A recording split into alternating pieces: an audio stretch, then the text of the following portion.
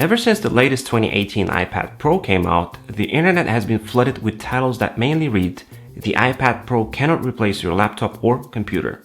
But back in 2010, Steve Jobs introduced the first generation tablet in a very particular way. The question has arisen lately, is there room for a third category of device in the middle? The bar is pretty high. In order to really create a new category of devices, those devices are going to have to be far better at doing some key tasks. They're going to have to be far better at doing some really important things. Better than the laptop, better than the smartphone. I got my 12.9-inch iPad a while ago, and I've been postponing this video until now because I wanted to be confident and firm in my conclusions. Hey guys, this is E, and this is my 2018 iPad review in 2019.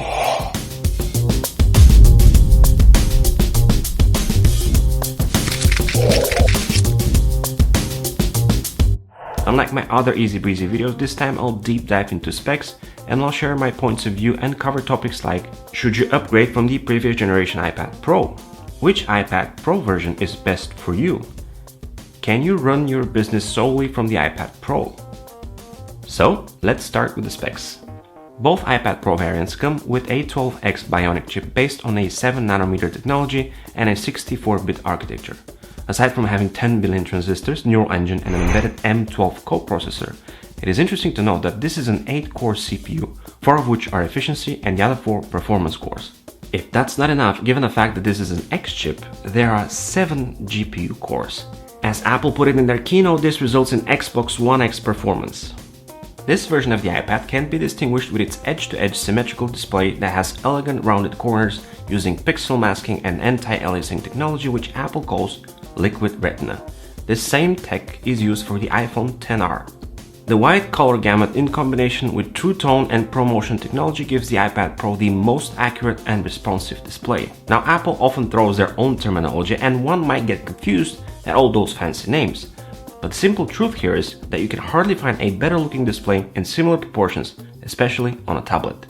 The difference between the display size here is 11 and 12.9 inches, where both have the same PPI and 600 nits of brightness.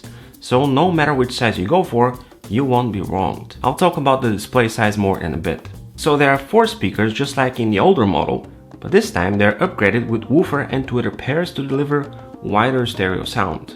Honestly, this iPad sounds better than any other portable device that you can grab. If you want more punch, then the 12.9-inch variant won't disappoint you. The new iPads take some of the best design cues from the classic iPhone 4, 5 and SE, where we have sharp edges and flat surfaces. This time around, the iPad is even thinner than its predecessor, slimming down to 5.9mm. I absolutely adore this new design, and to me this is one of the reasons to choose my iPad over my laptop. To achieve this awesome symmetrical design with thin bezels, there had to be some sacrifices, and the most obvious here is the lack of a home button. Instead of it, we now have Face ID just like in the latest iPhones. Unlike the latest iPhones though, Face ID works in all directions, so you won't have to worry how you hold your tablet. If you end up covering the cameras, there are cute arrow hints that point you to remove your fingers. The interface and interactions of the tablet are now completely gesture-based, so let's take a minute to say goodbye to the home button.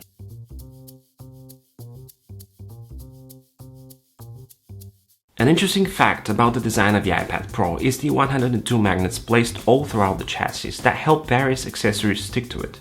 Or help you stick your iPad to your laundry machine. Talking about accessories, the second generation pencil cannot be mistaken because Apple got rid of the ridiculous charging cap and changed the way the pencil works entirely. In case you're not aware, the Apple Pencil is the most accurate and pencil-like pencil that you can use. It has low latency, and this second generation attaches magnetically to the side of the tablet. This way, the pencil pairs and charges wirelessly. This is big because you can find more reasons to carry the pencil and grab and use it, unlike the old generation, which had to be weirdly charged and most of the time forgotten in a drawer. Also, if you are a creative person that uses the pencil exclusively, the little moments when you don't use it, you charge it, which results in a ready-to-go tool every time you grab it. Most people don't realize the importance of this feature, but it's huge. The new generation pencil is gesture enabled. You can now tap on the flat side with your index finger to toggle app functionalities like switching between your pencil and eraser tool.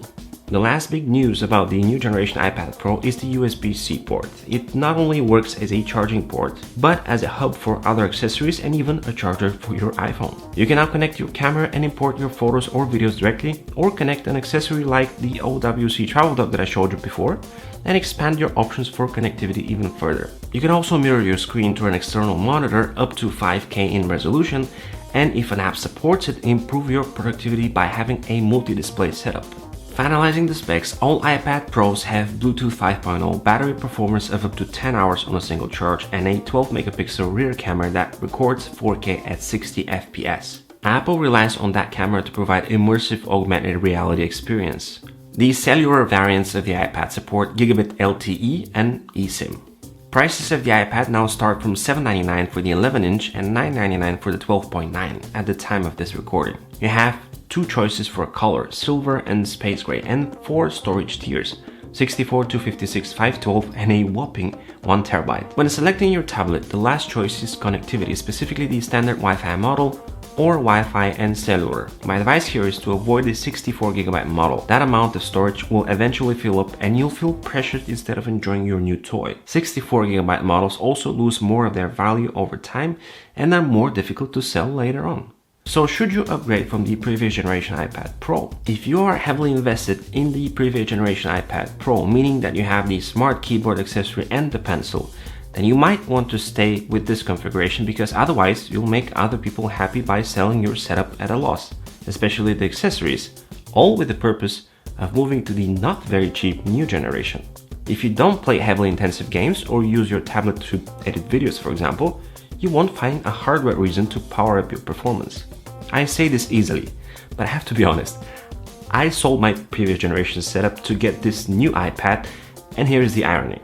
My old iPad served the purpose of a media device, Netflix, YouTube, and social media for the most part. My pencil was sitting in a drawer, and I used the smart keyboard to type some scripts every once in a while, but for the most part, to keep the tablet in an upright position. Ever since I bought this new machine, I just don't want to look at a laptop or any other computer.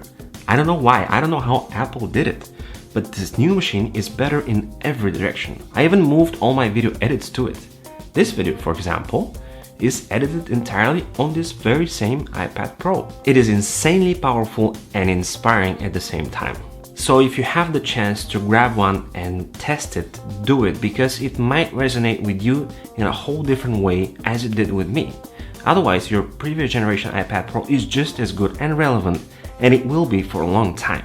Which iPad is right for you? This is a difficult question to answer because my older iPad was 12.9 inches and it was huge to carry around, so I switched to the 10.5 when it came out. That turned out to be great when I travel, but it was no more than a media device when I was at home. So here's what happened. When I had a 13-inch laptop, I sold my 12.9-inch tablet for a smaller one, after which I had the 15-inch laptop with a 10.5-inch tablet. That worked well for me. This time I got the 12.9-inch iPad because unlike my previous generation tablet, its footprint is significantly smaller.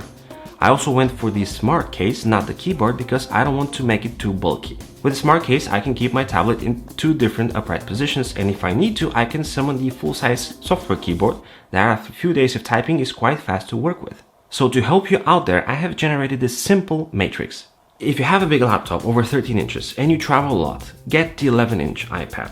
If you have a small laptop and you don't travel that much, get the 12.9 inches because of the more immersive experience and better sound at home. If you are a creative person, photos, videos, etc., definitely get the 12.9 inch with the pencil. If you want to leave your laptop aside, get the 12.9 inch with the keyboard and the pencil. If you just watch videos and browse social media at home, just get the regular 9.7 inch iPad that starts at $329.